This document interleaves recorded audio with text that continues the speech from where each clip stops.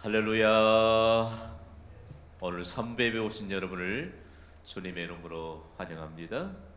오늘 삼배에 하나님께서 능력을 베푸시고 우리의 말로 다 할 수 없는 일들까지도 이루어 주시는 은혜를 베풀어 주고 계십니다. 우리가 기적의 길을 함께 걷는데 어떻게 기적의 길을 걸을 수 있을까라고 하는 것을 우리가 함께 나누게 될 텐데요. 기적의 길도 한 걸음부터 시작이 됩니다.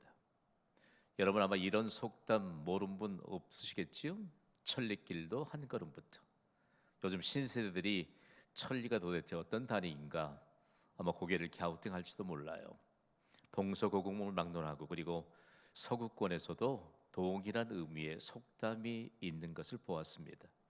천리길도 한 걸음부터라는 우리의 속담이 그들에게는 천리길도 한 걸음부터가 이제는 천마일도 한 걸음부터. 영국과 미국이 거리 단위로 마일을 사용하잖아요. 우리에게 있어서 지금은 사용하지 않습니다만 천리, 십리, 백리 우리 어렸을 때 참 많이 들었고 쉽게 다가왔습니다. 이 마을에서 저 마을까지 십리 정도 된다. 그러면 4km죠. 십리는 4km인데 금방 그 거리에 관한 간격들을 감지할 수 있었습니다. 한양천리라고 하는 말들 빈번히 들었는데 한양은 400km 정도 떨어진 먼 곳에 있다라고 하는 것으로 그렇게 표현하기도 했지요. 1마일은 1609m입니다. 그러니까 1000마일이라고 할 때 1609km가 됩니다. 천리는 400km지요. 어떻든지 간에 우리의 생각보다는 4배가 더 많은 거리지만 의미는 똑같습니다. 그러나 여기에 보면 대륙적인 정황들을 담고 있음을 알 수 있습니다. 미대륙에서 이 속담이 적용될 때 역사를 살펴보면 참으로 놀랍거든요. 미국에는 50개의 주를 각 연결시키는 고속도로망이 잘 되어 있습니다. 이 주에서 다음 주로 건너가게 되면 반드시 그 주 입구에 휴게소가 있는데 그 휴게소는 우리의 휴게소랑 좀 의미가 좀 다르지요. 그곳에는 그냥 물건을 파는 게 아니고 간략하게 볼일 보고 그리고 커피 한 잔 나눌 수 있는 이런 거 외에 별다른 게 없습니다. 그러나 빠뜨리지 않고 주목해야 될 것이 진입한 그 주의 역사를 기록하고 있다는 말씀이죠. 그 역사를 읽어보면 참 감동적입니다. 이전에 자동차가 없을 시대에 그들이 마차를 타고 그리고 말을 타고 도보로 행진을 했는데 상업적인 기반을 구축하기 위해서 그들이 집을 떠나 2개월 혹은 3개월 동안을 이처럼 개척의 길을 걷다가 자신의 집으로 돌아오는 그런 역사들을 빼곡하게 기록해 놓았거든요. 참 감동적입니다. 그런데 거기에 한 가지 우리가 그냥 지나칠 수 없는 것이 그들이 경제적인 이득과 그리고 그들의 대륙을 개척하기 위해서 그 길만 건 것이 아니고 복음과 함께 그 길을 걸었던 것입니다. 복음과 함께 걸었던 그 길이 기적의 길이 되었습니다. 왜냐하면 복음과 함께 걸었기 때문에 복음의 열매로 교회가 세워지게 되었고 실제적으로 수많은 사람들이 복음과 함께 기적의 길을 걷게 된 것이지요. 그들이 기적의 길을 걸었기 때문에 전 세계로 그리고 한반도에까지 복음이 전해지게 되고 여기에도 교회가 세워지고 기적의 길을 함께 수많은 사람들이 걸어가게 된 것입니다. 저는 천리길도 한 걸음부터 천마일도 한 걸음부터라고 하는 속담을 이렇게 재해석하고 싶습니다. 우리 함께 크게 선포해 보시죠. 시작. 기적의 길도 한 걸음부터. 오늘 말씀을 준비하고 또 선포하는데 막 가슴이 두근두근거려요. 여러분 그렇다면 우리가 한 가지 주의해야 될 게 있는데 무작정 한 걸음 한 걸음 떼면 기적의 길을 걸을 수 있을까요? 그렇지 않죠. 우리의 발걸음을 믿음의 발걸음으로 한 걸음 한 걸음 옮기게 될 때 비로소 기적의 길을 걷게 된다는 말씀입니다. 하나님 이스라엘 백성들이 약속하신 가나안 땅을 정복하기 위해서는 반드시 믿음의 발걸음을 옮기면서 기적의 길을 걸어야 할 것을 당부하셨습니다. 사실 이스라엘 백성들은 지금까지 믿음의 길을 걸어왔습니다.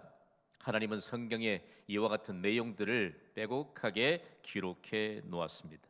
지금까지 하나님의 인도하심을 따랐던 이스라엘 백성들이 믿음의 길을 걸었던 것을 창세기부터 모세 오경에까지 아주 명확하게 기록하고 있는 것을 보게 됩니다.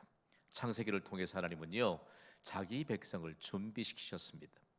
하나님이 천지 만물을 말씀으로 창조하셨습니다. 그리고 아브라함을 부르시고 이스라엘 백성들을 준비시키셔서 온 세계 모든 나라와 민족이 하나님의 통치를 받게 되는 이런 축복을 선언하게 된 것이죠. 아브라함 때 이미 하나님은 적과 꿀이 흐르는 가나안 땅을 약속하셨습니다. 출애굽기에는 어떤 내용이 기록하고 있지요? 자기 백성들이 하나님의 이름을 잊어버리고 살 때 430년 동안 그들은 강대국이었던 애굽의 노예로 삽니다. 비참한 일이죠. 애굽의 노예로 압제를 당하고 있던 이스라엘 백성들에게 하나님이 그들을 노예로부터 해방시켜 주셔서 구원해 주시는 내용이 바로 출애굽기에 기록되어 있습니다. 다음으로는 레위기입니다. 출애굽한 이스라엘 백성들이 광야에 들어가면서 하나님이 출애굽 1세대를 하나님이 주신 법도로 가르치십니다. 그리고 법도로 가르치시면서 비로소 하나님과의 관계를 형성하게 하셨습니다. 다음으로는 민수기입니다. 민수기에서는 이스라엘 백성들이 하나님의 시험에서 빈번하게 실패하고 맙니다. 그래서 민수기를 한마디로 정리하면 뼈아픈 이스라엘의 역사인데 하나님의 시험 곧 테스트에서 번번이 실패했기 때문입니다. 다음으로는 신명기입니다. 신명기에서는 출애굽 2세대들을 다시 1세대들에게 언약하신 것을 다시 하나님이 언약하시고 그들을 가르치시면서 가나안 땅으로 들어가게 될 일들을 준비하시는 것입니다. 지난 주일에 우리는 어떤 말씀을 받았나요? 출애굽 2세대들에게 하나님이 약속하신 가나안 땅을 바라보라고 말씀하셨습니다. 그것이 바로 긴 복과 큰 복, 가장 긴 복과 가장 큰 복을 바라보라는 말씀으로 신명기를 통해서 하나님의 가르침을 모세를 통해서 끝맺음하게 하시고 모세의 개인의 인생도 영광스러운 결말로 마치게 하는 것이 바로 신명기에 기록되어 있습니다. 다음으로는 여호수아서입니다. 오늘 우리가 받게 될 여호수아는요, 가나안 정복을 위한 시험, 즉 테스트에 관한 모든 과정들을 집약해서 기록해 놓으셨습니다. 실제로 중요한 것은 믿음의 발걸음을 옮긴 이스라엘 백성들의 기적의 길을 걸었던 현장과 그 과정들을 아주 명확하게 그리고 빼곡하게 기록해 놓은 것이죠. 모세는 이스라엘의 다음 계승자로 지도자로 여호수아를 하나님이 부르시고 여호수아에게 지도력을 계승하고 난 다음에 민족적인 동행을 해야 할 것에 관한 내용들을 선포했는데 과연 여호수아는 이스라엘 백성들과 함께 믿음의 발걸음을 옮기면서 민족적인 동행을 하고 있는 것일까요? 또 한 가지는 앞에 놓여 있는 모든 장벽들을 민족적인 동행으로 뛰어넘을 수 있을까요? 하나님은 이 일을 위해서 친히 말씀하십니다. 우리 함께 선포해 보시죠. 말씀하시는 하나님. 우리가 믿는 하나님은 말씀하시는 하나님이십니다. 그런데 모세에게 말씀하시는 하나님이 여호수아에게도 동일하게 말씀합니다. 오늘 본문은 여호수아 1장 1절을 우리가 좀 주의 깊게 봐야 되는데요. 함께 읽어볼까요? 시작. 여호와의 종 모세가 죽은 후에 여호와께서 모세의 수종자 눈의 아들 여호수아에게 말씀하여 이르시되 아멘. 여기에 말씀하여 이르시되라고 하는 부분에 여러분이 눈으로 좀 밑줄을 쭉 그었으면 좋겠어요. 말씀하여 이르셨다. 하나님은 에덴 동산에서 아담에게 말씀하셨습니다. 직접 말씀하셨습니까? 아니면 간접적으로 말씀하셨습니까? 직접 말씀하셨습니다. 이때에 하나님이 말씀하셨던 내용을 아마르라고 하는 히브리로 기록하고 있는데 다름 아닌 하나님의 직접적인 대화에 사용했던 동사를 다시 여호수아에게 사용하고 있습니다. 대단히 중요한 것은 아담에게 말씀하셨던 하나님, 그리고 모세에게 말씀하셨던 하나님, 여호수아에게 말씀하셨던 하나님, 직접 말씀하십니다. 오늘날 독자가 된 우리에게도 여전히 하나님은 직접 말씀합니다. 하나님이 직접 말씀하신다는 것이 왜 중요할까?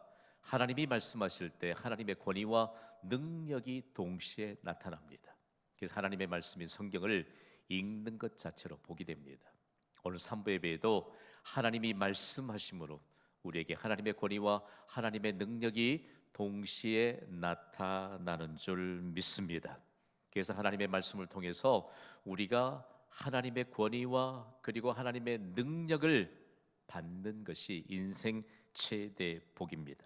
그러면 여호수아에게 말씀하신 때가 언제입니까? 모세가 죽은 후에죠. 우리가 모세가 죽은 후에 여호수아에게 말씀하셨다는 이 대목을 놓쳐서는 안 됩니다. 모세가 죽었다라고 하는 이 죽음의 의미가 도대체 뭘까라고 하는 것인데요. 출애굽 2세대들이 약속의 땅 가나안으로 들어가기 위해서 가슴에 새겼던 메시지입니다. 다름이 아닌 율법으로는 구원받지 못하지만 무조건적인 하나님의 은혜로 구원을 받는다는 사실입니다. 동의가 되십니까? 빈번하게 하나님이 주신 법도 율법에 실패했잖아요. 그러나 하나님은 실패한 이스라엘 백성들을 이제는 무조건적인 하나님의 은혜로 구원받는다는 사실들을 가나안으로 인도하시면서 이 세대들에게 분명히 보여주셨다는 말씀입니다. 그러면 하나님께서 여호수아에게 직접 말씀하신 것은 도대체 어떤 말씀일까요? 오늘 본문 2절에 하나님이 전 세계를 향해 너무너무 보배로운 말씀을 주셨어요. 우리 함께 읽어봅시다. 시작. 내 종 모세가 죽었으니 이제 너는 이 모든 백성과 더불어 일어나 이 요단을 건너 내가 그들 곧 이스라엘 자손에게 주는 그 땅으로 가라. 모세에게는 뭐라고 말씀하셨지요? 가나안 땅을 바라보라. 그런데 가나안 땅으로 가라고 말씀합니다.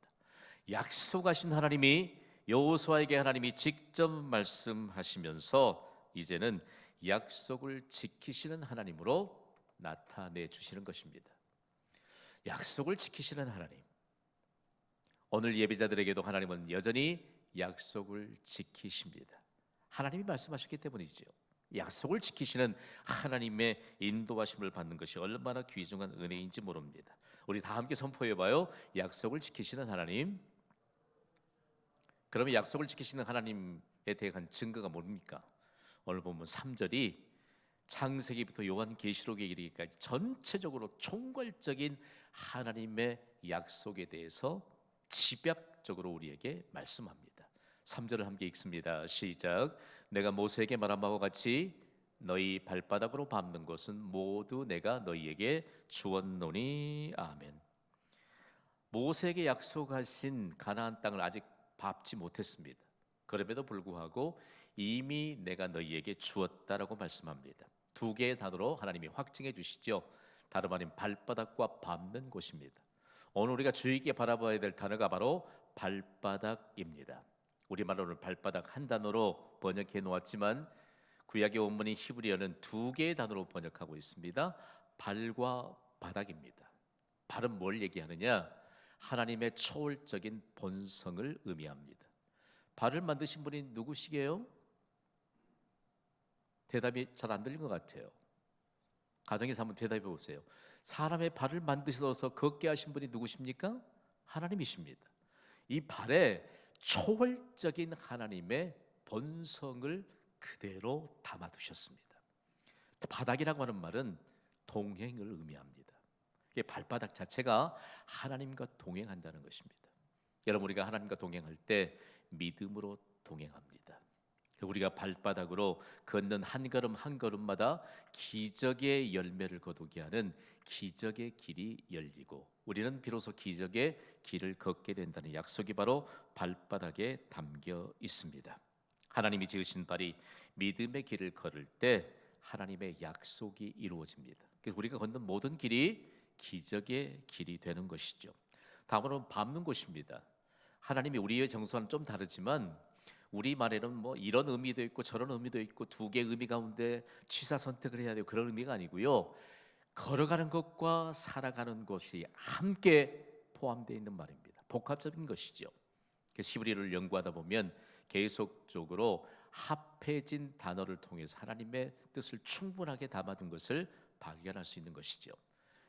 바로 밟는 곳이라고 하는 의미는 약속하신 말씀을 따라 사는 믿음의 현장을 일컫습니다. 이 놀라운 약속은 이미 하나님이 모세에게 주셨습니다. 우리가 신명기를 보면 이미 모세에게 약속하셨던 내용들을 다시 가나안 땅에 들어가기 전 모세를 통해서 말씀하시는 것을 보게 되는데요. 바로 신명기 11장 24절 말씀과 오늘 본문이 겹쳐지는 것입니다. 신명기 11장 24절을 우리 함께 읽고 말씀을 받습니다. 시작. 너희의 발바닥으로 밟는 것은 다 너희의 소유가 되리니 너희의 경계는 곧 광야에서부터 레바논까지와 유브라데 강에서부터 서해까지라. 아멘. 가나안 땅의 경계에 대해서 말씀합니다. 내가 이 내용을 조금 더 쉽게 정리해 보았습니다. 여기 광야는 미드바르 친 광야를 말하죠. 우리말에는 신광야로 번역됐는데 남쪽을 일컫습니다. 레바논 산맥은 북쪽을 일컫습니다. 그리고 유브라데 강은 동쪽을 일컫습니다. 서해는 곧 지중해를 일컫는데 서쪽을 일컫습니다. 동서남북 사방을 가나안 땅의 경계로 주시면서 이곳으로부터 전 세계로 하나님의 놀라운 약속이 이루어지는 것을 가나안 땅에 들어가게 될 이스라엘 백성들을 통해서 만방에 증거케 하시겠다는 하나님의 약속입니다. 그러므로 가나안 땅의 경계가 주는 의미가 얼마나 크고 방대한지 모릅니다. 그런데 여러분, 하나님이 약속하신 가나안 땅의 경계를 가나안 땅을 정복한 이스라엘이 다 차지했을까요? 너무너무 궁금해서 연구해봤더니 유일하게 다윗 왕 때만 다 차지한 게 아니고 대부분 차지했습니다. 그러나 다윗 왕의 전에도 그리고 후에도 하나님이 약속하신 가나안 땅을 차지하지 못하는 것을 보면서 우리에게 주신 메시지가 있습니다. 여러분, 믿음의 발걸음을 옮기면서 발바닥 약속을 믿음으로 받은 자에겐, 그리고 믿음의 길을 걷는 자들이 기적의 길을 걷게 될 때 하나님의 약속은 확대될 수 있습니다. 그러나 믿음의 발걸음을 옮기지 못할 땐 하나님의 약속이 축소될 수 있습니다. 오늘 제가 이 예배를 인도하면서 여러분에게 간곡히 좀 부탁을 드릴게요. 하나님의 약속을 믿음으로 받으시기를 주님의 이름으로 축복합니다. 못 받으니까 하나님이 주신 비전이 내 생각과 같은가라고 생각하는 분들이 많아요. 하나님이 충격적인 선언을 하시잖아요. 이미 그 땅에 들어가기 위해 너무 많은 두려움이 있고 그 땅의 설레임에 관한 것보다는 너무 두려운 소식들이 이미 그들에게 많이 들어왔습니다. 자신들과는 비교가 되지 않은 전투력을 갖추고 있고, 그리고 그들과는 오랜 비교되지 않는 기득권 세력들로 거기에 자리하고 있는데 어떻게 그 땅을 우리가 정복하게 될 것인가? 그런데 왜 하나님은 이미 그 땅을 너희에게 주었다고 말씀하실까? 믿음이 아니면 받을 수가 없는 것이죠. 그렇다면 가나안 땅을 정복하기 위해선, 하나님의 약속을 받기 위해선 무엇을 준비해야 될까요? 다른 준비 하나님이 말씀하지 않으세요. 오늘 보면 8절에 매우 간단하고 명료한 준비에 대해서 말씀합니다. 읽어보시죠. 시작. 이 율법책을 내 입에서 떠나지 말게 하며 주야로 그것을 묵상하며 그 안에 기록된 대로 다 지켜 행하라. 그리하면 내 길이 평탄하게 될 것이며 내가 형통하리라. 아멘. 이 율법책을 내 입에서 떠나지 말게 하라고 말씀합니다. 여호수아가 하나님으로부터 받은 이 율법책은 몇 권이게요? 모세오경이 몇 권이지요? 5권입니다. 창세기부터 신명기까지예요. 모세오경만을 가지고도 약속의 땅 가나안을 정복할 수 있습니다. 그런데 오늘날 우리가 가진 성경은 몇 권입니까? 66권입니다. 창세기부터 요한계시록까지. 오늘 이 시대를 사는 그리스도인들을 하나님이 흔들어 깨우십니다. 우리에게 주신 66권의 말씀만 우리가 붙잡으면 하나님의 약속하신 모든 일들이 우리의 믿음을 통해서 온 땅에 드러나고 증거되게 될 줄 여러분 믿으시기 바랍니다. 오늘 우리에게 있어서 여호수아가 받았던 성경 5권, 오늘 우리가 받은 성경 66권 사이에서 우리는 과연 어떤 믿음을 하나님께 나타내고 있는 것일까요? 그렇다면 여호수아가 주야로 묵상해야 될 말씀은 과연 어떤 것일까라고 하는 것인데요, 다름이 아닌 발바닥 약속이지요. 오늘 보면 여호수아 1장 9절을 통해서 하나님이 더욱더 명확하게 말씀하세요. 읽습니다. 시작. 내가 내게 명령한 것이 아니냐? 강하고 담대하라. 두려워하지 말며 놀라지 말라. 내가 어디로 가든지 내 하나님 여호와가 너와 함께 하느니라 하시니라. 아멘. 여호수아가 밤낮으로 묵상해야 될 말씀은 발바닥 약속이에요. 이미 그 땅을 주셨다는 것입니다. 그런데 우리가 묵상한다라고 하는 것을 어떻게 이해해야 될까라고 하는 것인데요, 묵상은 말씀의 맛을 점점 더 느껴간다는 것입니다. 고기도 어떤 사람이 잘 먹어요? 먹어본 사람이 잘 먹죠. 맛을 느껴간다. 유진 피터슨이라고 하는 신학자는 그의 생격 해석을 개가 뼈다귀를 물고 놓지 않을 때 왜 놓지 않느냐? 뼈 안에 들어있는 그 맛을 알기 때문이래요. 그런 것처럼 묵상이라고 하는 것은 말씀의 맛을 깊이 아는 것이다. 그런데 이 묵상이라고 하는 말을 영어 단어로는 meditation이라고 하는 단어로 표기하고 있거든요. 근데 이 단어가 라틴어인 메디켈루스라고 하는 단어로부터 왔습니다. 약의 효력을 바라는 이런 의미를 가지고 있는 단어지요. 그런데 이 단어에서 영어 단어인 약을 의미하는 메디슨이 왔거든요. 그러니까 묵상과 약은 말의 뿌리가 똑같습니다. 그래 묵상이라고 하는 것이 어떤 의미일까? 약을 먹고 약효를 보는 것처럼 하나님의 말씀을 계속적으로 묵상하면, 되뇌이면, 기억하면 약의 효력이 나는 것처럼 우리의 삶의 영역에 말씀의 능력이 드러난다는 것입니다. 여러분, 우리 앞에 높은 장벽이 펼쳐질 때마다 여호수아에게 주신 이 약속의 말씀을 기억하시길 바랍니다. 주야로 하나님의 말씀을 묵상하면 장벽을 뛰어넘는 하나님의 능력, 즉 말씀의 효력이 우리의 삶에 나타나게 될 줄 여러분 믿으시기 바랍니다. 그래서 여호수아가 사실상 이 말씀을 기억하면서 가나안 땅을 절목하면서 계속적으로 말씀을 묵상하면서 이스라엘 백성들과 민족적인 동행을 하면서 기적의 길을 걷게 했던 것입니다. 하나님은 우리와 함께 계십니다. 믿습니까? 우리와 함께 계시는 하나님은 말씀의 효력을 늘 순간순간마다 나타내 주십니다. 우리가 연약할 때 힘을 주십니다. 우리가 고통스러울 때 하나님은 위로해 주십니다. 우리가 어떤 상황에 처해 있을지라도 하나님은 우리를 승리하게 하십니다. 그러므로 발바닥 약속을 믿음으로 받아야 합니다. 그런데 과연 이 말씀을 가장 대표적으로 받았던 교회가 어느 교회일까? 성경이 기록하고 있더라고요. 고린도 교회입니다. 고린도라고 하는 도시는 너무너무 죄악의 도시가 아니었습니까?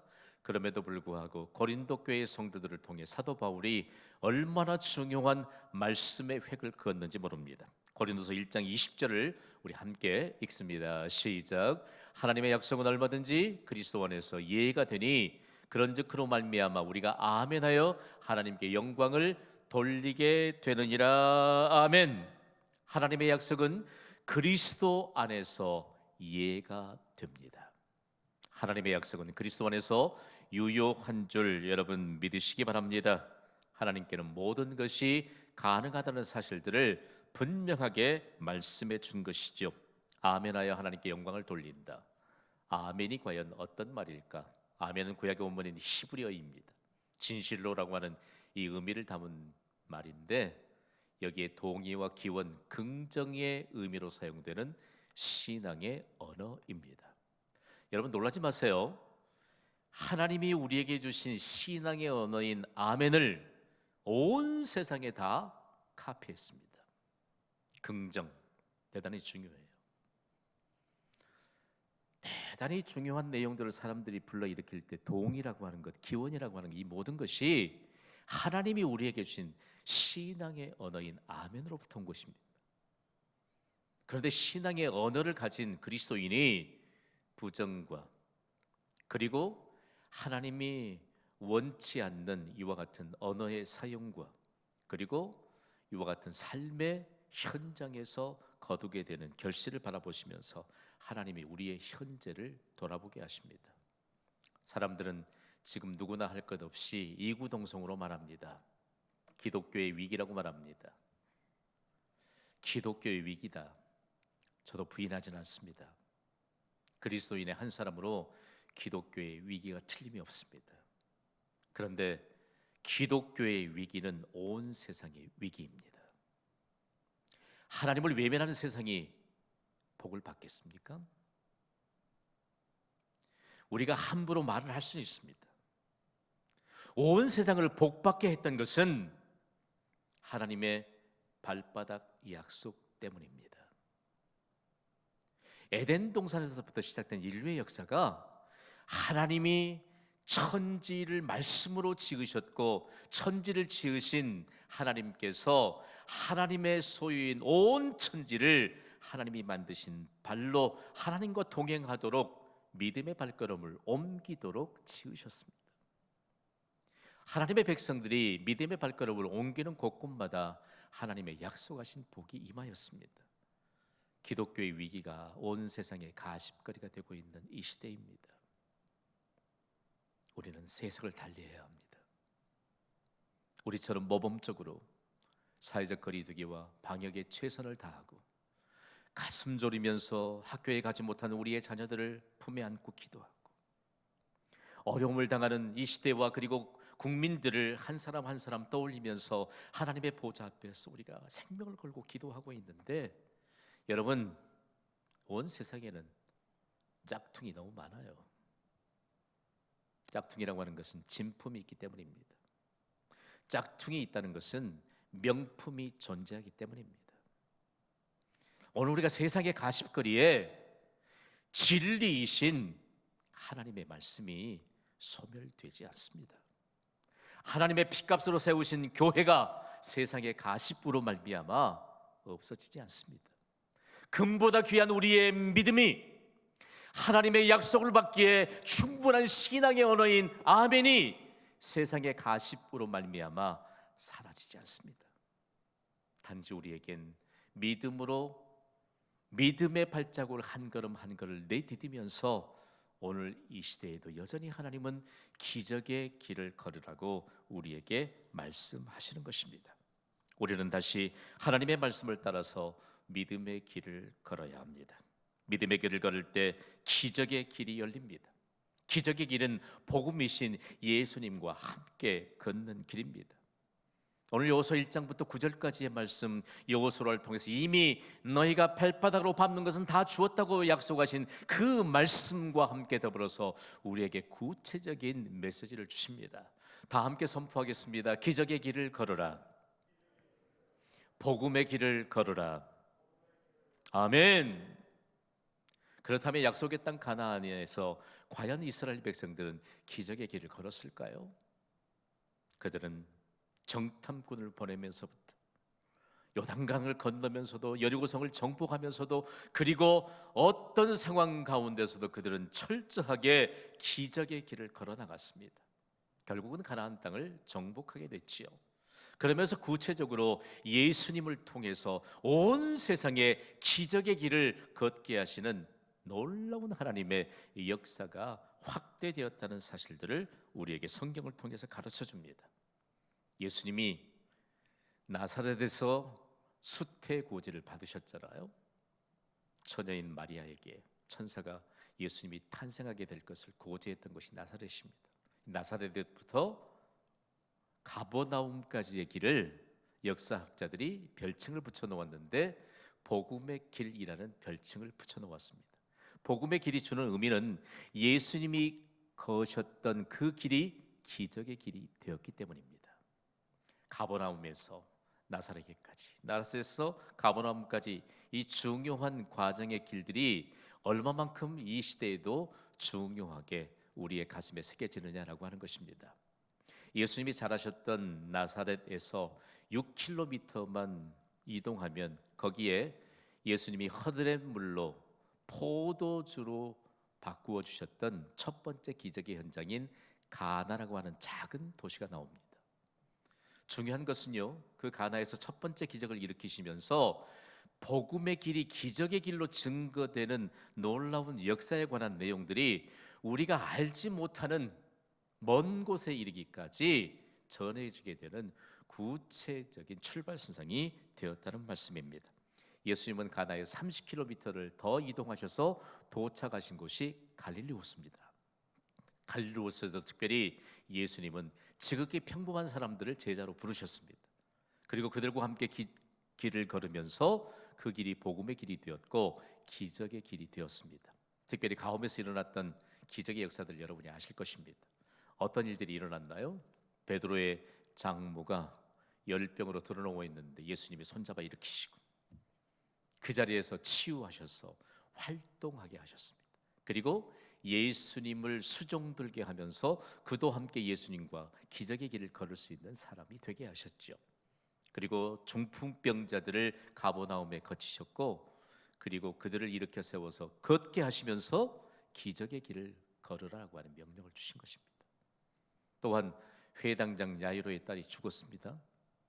그런데 죽은 그의 딸을 살리시고 기적의 길을 걷게 하셨습니다. 그것으로부터 수많은 사람들이 예수님이 보여주시고 예수님의 말씀을 따라서 기적의 길을 걸으면서 오늘날 우리도 함께 기적의 길을 걷게 된 것입니다. 참 감사한 것은요, 가버나움에서 8km 정도 더 이동하면 베세다 들녘이 나옵니다. 그 현장에 서면 막 가슴이 두근두근거려요. 장정만 5,000명, 2만 명이 넘는 군중들이 보리떡 5개와 물고기 2마리로 배불리 먹고 남았던 그 현장. 오늘 이 시대에 예수님은 우리에게 기적의 길을 걸도록 우리에게 구원의 은총을 베풀어 주셨습니다. 오늘 여러분이 예배드리는 여러분의 가정에서, 여러분의 삶의 현장에서 경신교회까지 나오는 길은 복음의 길입니다. 기적의 길인 줄 믿으시기 바랍니다. 우리가 옮기는 모든 삶의 현장에서 발걸음이 닿는 곳곳마다 복음의 길이요 기적의 길입니다. 오늘 말씀 받은 예배자 여러분, 우리에게 기적의 길을 걸으라 라고 강력하게 말씀합니다. 믿음의 발걸음을 옮기며 삽시다. 그리고 세상을 복받게 할 사람들이 바로 우리인 것을 기억하고, 오늘 또 말씀 받은 우리를 통해서 기적의 길을 걷게 됨으로 말미암아 비로소 우리의 가정이 복을 받고 우리로 말미암아 온 세상이 복을 받게 되는 이런 삶의 놀라운, 거부할 수 없거나 부인할 수 없는 기적의 역사가 모든 예배자들 위해 충만하게 되기를 주님의 이름으로 축원합니다. 이 시간 기도하겠습니다.